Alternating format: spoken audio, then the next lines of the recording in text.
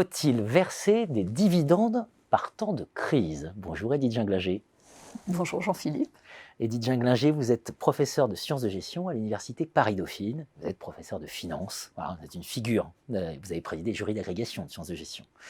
Un grand débat, enfin une controverse même sur les dividendes. Faut-il interdire, etc. Pour vous poser autrement la question, faut-il en verser finalement par temps de crise des dividendes?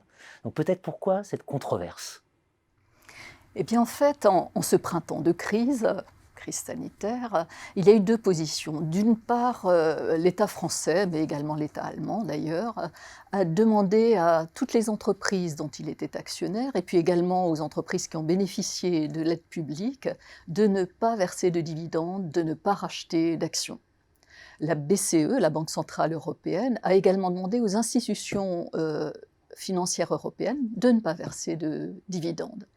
Et c'est un peu de là qu'est partie la controverse, parce que dans le même temps, vous avez des dirigeants de sociétés du CAC 40 qui estiment de leur devoir de protéger l'actionnaire, au même titre qu'ils protègent l'ensemble des parties prenantes, au même titre qu'ils protègent les salariés, les clients, les fournisseurs. Et on a donc deux positions qui finalement sont pas réconciliables. Voilà. Et c'est en fait de là qu'est partie l'idée de traiter ce sujet des dividendes en temps de crise. Traiter ce sujet des dividendes en temps de crise. Alors peut-être une question pour en refaire la pédagogie. Pourquoi les actionnaires finalement sont si attachés aux dividendes? Alors, pour être attachés à autre chose. Tout à fait. Alors il faut savoir qu'il y a deux modes de rémunération des actionnaires. D'une part les dividendes et d'autre part les rachats d'actions. Mais dans les deux cas, ces fonds versés aux actionnaires sont des fonds qui passent d'entreprises à maturité, qui n'ont plus tellement d'opportunités de croissance, vers des entreprises de croissance qui, elles, ont très peu de fonds et beaucoup d'investissements rentables. Et donc, les versements aux actionnaires permettent de faire circuler le capital pour finalement le réallouer de façon optimale aux investissements les plus rentables. Donc ça, c'est un premier point. Alors, le deuxième point, c'est que lorsque vous versez un dividende, vous n'enrichissez pas l'actionnaire. Je prends un exemple. Si une action est cotée 100, et si l'entreprise décide de verser un dividende de 10, eh bien, au détachement du dividende, le cours de l'action passe à 90. Donc l'actionnaire a une action qui vaut 90, un dividende qui vaut 10, il a toujours 100, comme il l'avait auparavant. Alors, il peut être attaché ou non aux liquidités, mais dans tous les cas, même s'il n'y a pas de dividende, il peut recréer la même situation en vendant une partie des actions. Donc, il y a une forme de neutralité du dividende, et on ne comprend pas bien d'ailleurs pourquoi il y a cette forme d'attachement de l'actionnaire au dividende. Alors en fait, il y a plusieurs explications qui sont avancées. Une première explication relève de la finance comportementale pour les personnes physiques actionnaires. Par exemple, évoquer l'autocontrôle. Je vais utiliser mes dividendes pour consommer et surtout ne pas toucher au capital. Si je suis obligée de vendre des actions, là, c'est un peu plus difficile à gérer. Et puis, il y a des explications en termes de conflit d'agence. Après tout, si on laisse tout cet argent aux dirigeants, ils vont peut-être investir dans des projets assez peu rentables et qui ne sont pas dans l'intérêt de la société.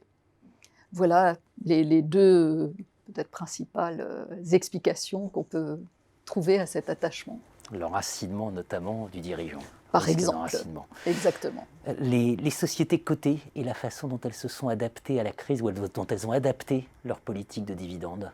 Voilà, alors tout d'abord, en fait, les sociétés cotées, voyant l'attachement des actionnaires aux dividendes, que font-elles? Eh bien, elles pratiquent pour la plupart une politique de dividendes qu'on appelle de régularité, c'est-à-dire qu'elles vont avoir un dividende faiblement croissant, mais très régulier dans le temps.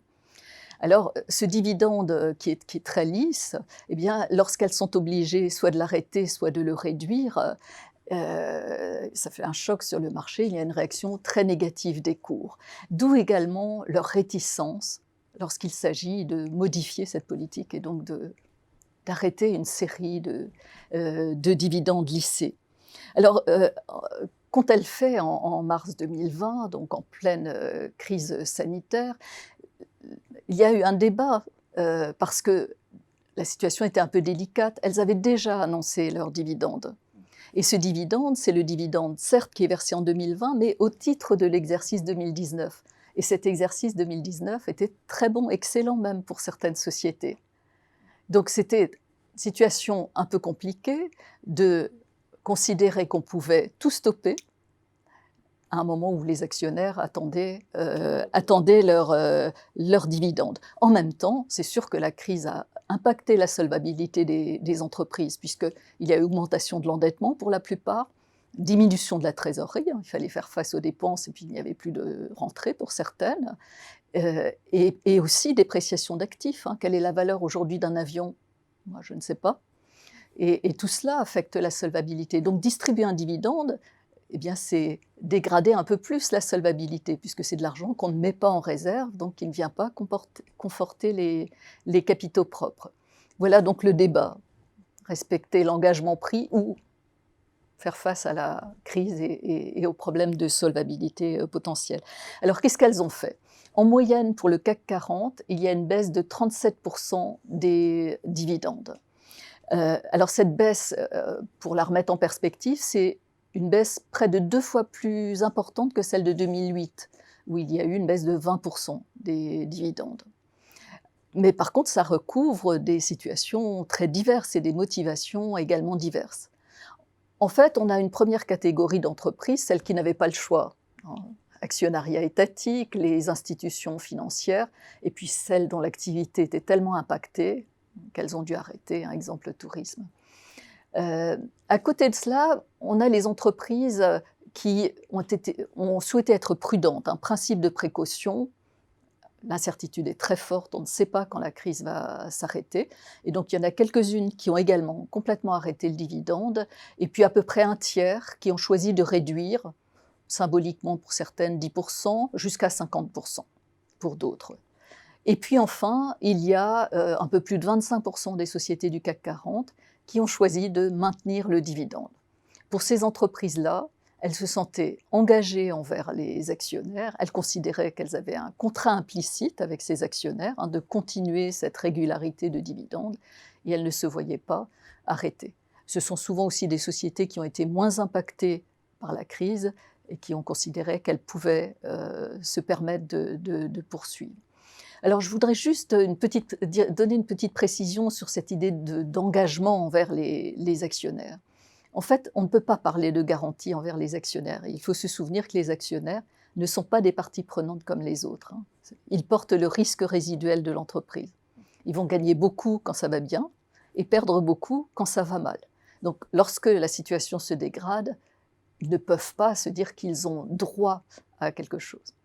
En même temps, en plein cœur de la crise, ils avaient perdu jusqu'à 40% de la valeur boursière de leurs actions. Donc, qui est une baisse infiniment plus grande que celle du dividende. Le rendement moyen est de l'ordre de 3% pour les sociétés du CAC 40. Donc là, les deux montants ne sont pas du même ordre de grandeur. Voilà, et puis peut-être juste une suggestion, il y a toujours la possibilité, certaines sociétés s'en sont saisies, de verser le dividende en actions. C'est une manière de verser le dividende et l'actionnaire peut choisir entre cash et action. Et donc s'il choisit action, eh bien c'est comme si on n'avait pas versé de dividende, c'est-à-dire que l'entreprise garde l'intégralité du cash. Et donc c'est une manière finalement assez habile également de mettre l'actionnaire devant ses responsabilités.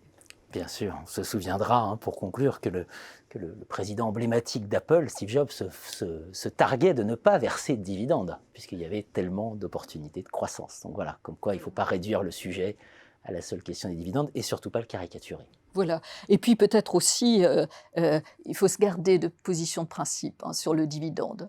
Les entreprises ont pu se saisir du bien commun d'autres manières. Certaines ont mis leur outil de production au service de l'État pour fabriquer des respirateurs, des masques, du gel hydroalcoolique. Donc le bien commun n'est pas absent des motivations des entreprises, même si elles souhaitent verser des dividendes.